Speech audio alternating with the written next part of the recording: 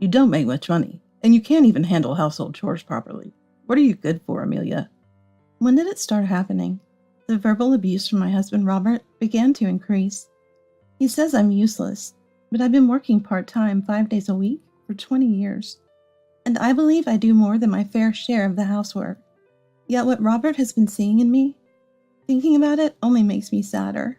As usual, after finishing my part-time job, I got a message from Robert. I've been holding back, but I don't need you, Amelia. What? What are you talking about? So don't bother coming back home. After a brief pause, I finally let out what I had been holding back and said to Robert, "You're on record now, okay? I'm really leaving, so be prepared." I immediately went home, packed my things, and left the house. This decision would lead the story in a direction I never imagined. My name is Amelia. I live in a house with my office worker husband Robert and our daughter Aurora. We are a family of 3. Before Aurora was born, I worked in an office job at a corporation. After that, I quit my job to become a full-time homemaker. Robert had wanted me to be a stay-at-home mom, and it was a decision made so I could spend more time with our child. Aurora is currently attending a nursing school and is expected to graduate next year. When our family of 3 walked together, some neighbors used to say we were an ideal family. At first, I was indeed flattered by such comments, but the reality is different. I think Robert was a good husband, until Aurora was born. However, things started to change when I quit my job to focus on childcare and household chores. He began to complain about me not working outside and frequently asserted his superiority. That's why I decided to work part-time at a local supermarket. Initially, it was to avoid Robert's complaints, but I also thought it could help our finances.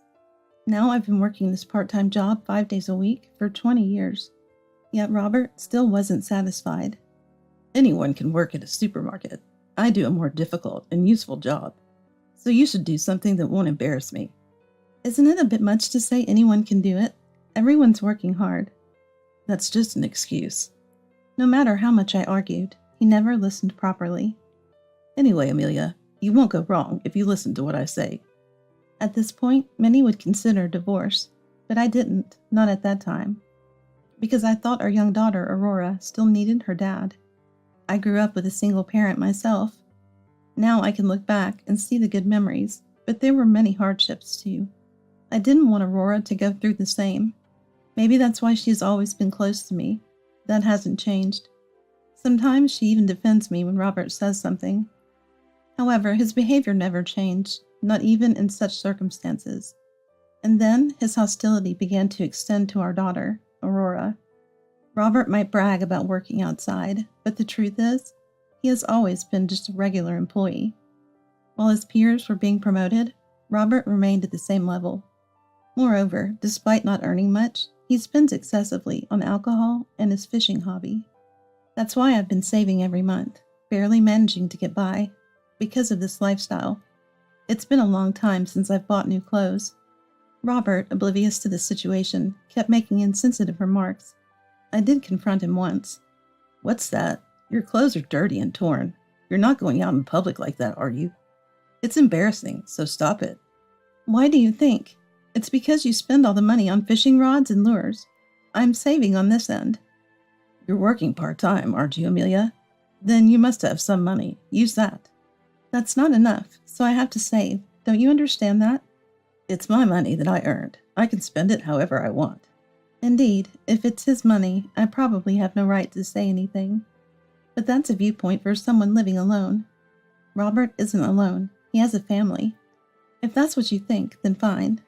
What's that supposed to mean? If you have something to say it clearly. I have nothing to say. When did it start being like this? The time when Robert never affirmed anything I said? At first, I think I was sad, but now I mostly tune out what Robert says. Engaging seriously with him only ends up exhausting me. I've sometimes wondered if his inability to listen to others is why he can't get promoted. There's nothing more troublesome than someone who can't listen to others. I've come to realize. Before we were married, he wasn't like this. We met through a mutual acquaintance. At that time, my first impression was that he was a fine young man. We were the same age and hit it off talking about our favorite singers. After that, we started seeing each other more often, dated, and got married about 2 years after we met. Now, over 20 years into our marriage, there's hardly a trace of that man left. In hindsight, maybe he was just holding his true nature back then. But Robert doesn't seem to think he's changed much since those days. And it's just not about money that Robert complains to me. He leaves all the housework to me and still finds reasons to complain. Did you wash the shirt I asked about? I'm about to wash it now. Hurry up, I need to wear it tomorrow. It won't be ready in time. Then take it to a laundromat and dry it. Just make sure it's done. Saying this, Robert goes to bed first. This had become almost a daily routine. What a hassle. And it's even raining outside.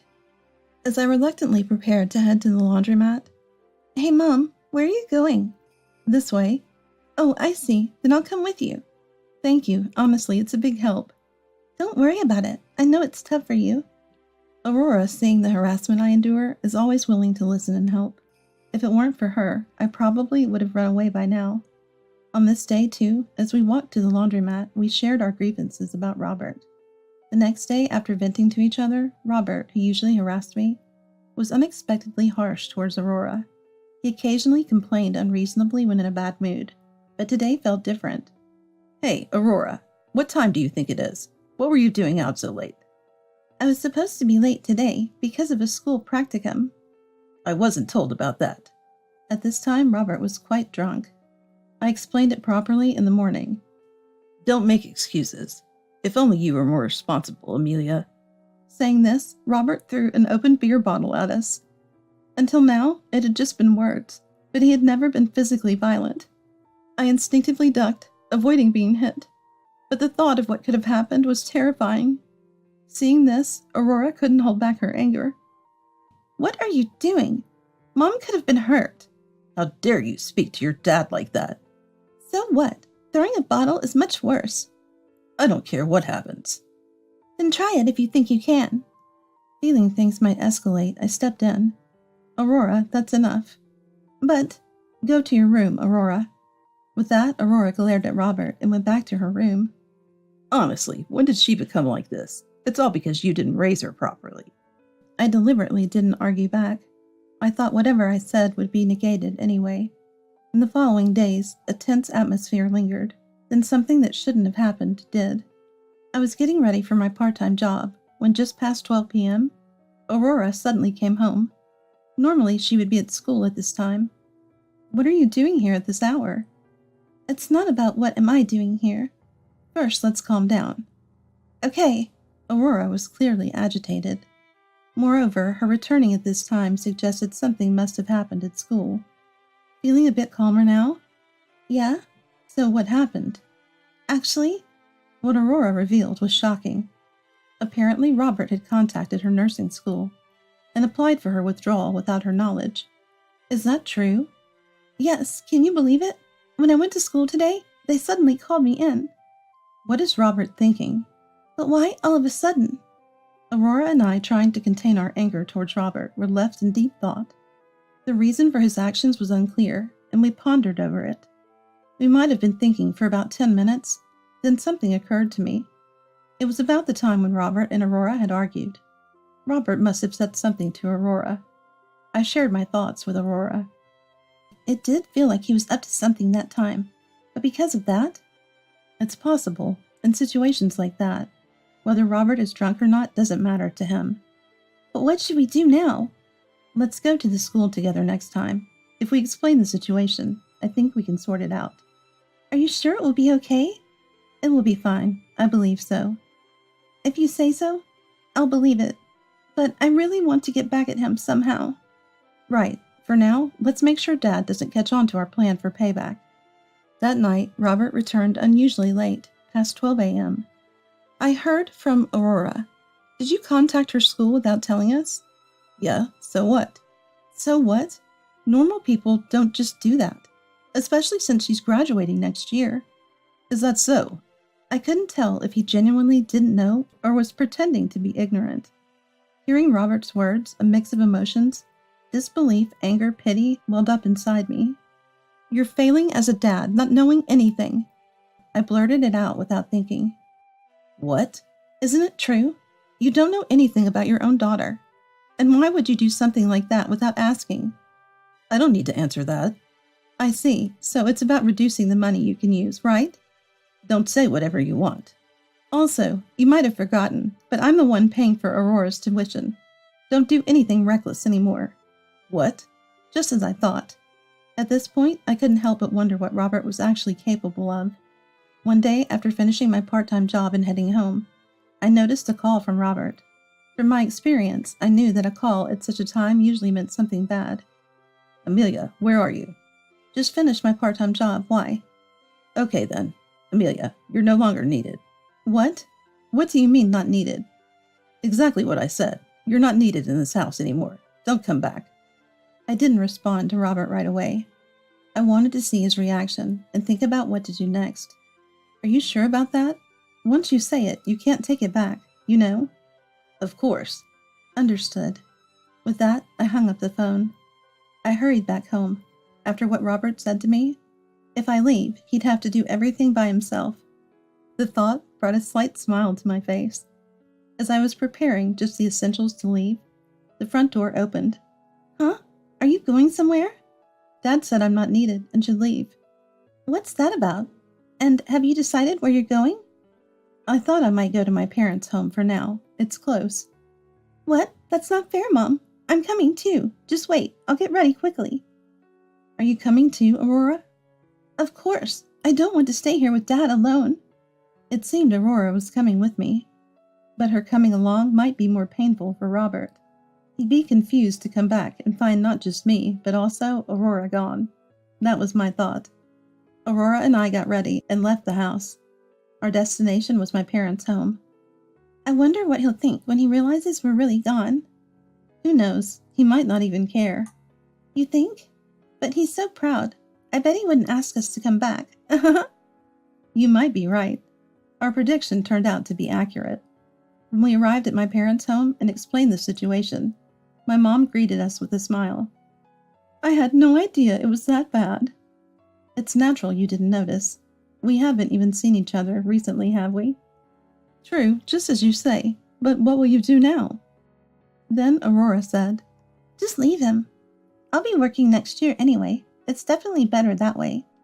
I've thought about it, but Aurora's right. Considering the future, that might be a good idea. Yes, I've tried hard until now, so I guess it's okay to do what I want. Exactly. This set our immediate goal. 3 days passed, but there was not a single call from Robert. Aurora and I decided to bring as much of our belongings as we could. Fortunately, I still had keys, so it still should be manageable. We returned during the day when Robert was likely at work. Upon reaching the house, we immediately noticed something was off. The door was unlocked. We exchanged glances and quietly entered the house. Then, we heard a voice that sounded like Robert's. As we cautiously approached the living room unnoticed, Yeah, I'll be getting a divorce soon. Of course. Got it. Then let's meet next Wednesday at this house. He seemed to be talking to someone over the phone. But what was he planning? While I was trembling with anger, thinking this might have been his intention all along, Aurora appeared to be recording his conversation with his mistress. That's my daughter. This would be solid evidence. We could have confronted him right there, but we decided to leave it be for the day. On the way back to my parents' home, I was plotting my revenge against Robert. The next day, I promptly went to get divorce papers. Then I returned home to get Robert to sign them immediately. Where have you been all this time? That's none of your concern, Robert. I'm here just to get this signed today. I handed Robert the divorce papers. He signed them without a word. It must have suited Robert's plans as well. I'll go submit these divorce papers then. Don't ever come back here again. Of course. So we left the house. Where have you been? I went to get Robert to sign the divorce papers. So have you filed them yet? Not yet. It's not the right time to file them. What do you mean? I explained my plan to Aurora. We had Robert's signature on the divorce papers, but the divorce wasn't official yet. The plan was to gather evidence of his affair in the meantime. I see. So it won't count as an affair if you're divorced. Exactly. We need to make sure we get what we deserve. That's clever. How did you come up with that? Well, we haven't been together that long, have we? But how will we gather evidence of the affair? When we were at the house the other day, he mentioned meeting someone next Wednesday. Isn't that tomorrow? The next day, we headed back to the house. Our goal was to firmly record evidence of Robert's affair. Quietly unlocking the door, we found a woman's jacket and bag that weren't mine. Peeking through the living room door, there were Robert and a woman in her 30s, sitting on the sofa. Immediately, Aurora started recording with her mobile phone. Listening to their conversation for a while, it seemed their relationship had started about 2 years ago. There were times when Robert came home late, probably because of the affair. Then we nodded to each other and burst into the living room.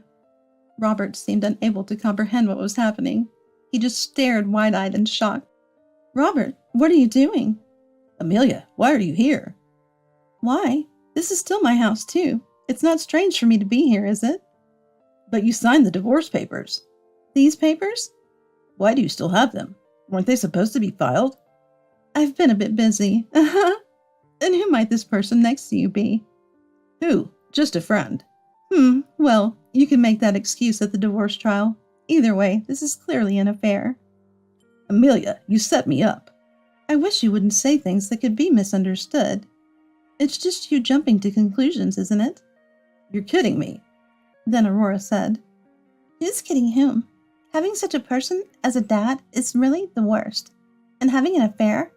That's just wrong as a human being. For now, I'll consult a lawyer about this, and I'll be sure to claim compensation in the divorce trial. Hey, wait a minute. See you then. I guess we won't be seeing you again. With that, we left the house where we had lived for over 20 years. We immediately consulted a lawyer. After showing the evidence, it seemed we could indeed claim compensation in the divorce trial. It's still unclear how much it will be, but it will likely be a difficult amount for Robert to handle in his current situation. Since he can't even manage his salary, he's truly beyond help. After that, I finally submitted the divorce papers and proceeded with the divorce. Of course, through the lawyer, we were also claiming compensation in the divorce trial. It was estimated to be around $30,000. Moreover, Robert still had to pay the mortgage on the house. Considering his spending habits, it was doubtful he could manage. But that was no longer my concern. Recently, I received my first call from Robert since the divorce. Curiously, I answered, but all he talked about was money. He demanded I help pay the house loan, but he was only thinking of himself, so I ended the call without responding. According to someone from Robert's company, he was soon to be transferred to a branch in a different region, something Robert himself didn't know. He had remained a regular employee without contributing much to the company. Looking back, the only thing I'm grateful for my marriage to Robert is our daughter, Aurora. For now, we're staying at my parents' home. But once Aurora graduates from her vocational school, we plan to live together. Although I ended up being a single parent, I believe Aurora has grown into a wonderful person. We'll continue to support each other and live happily together.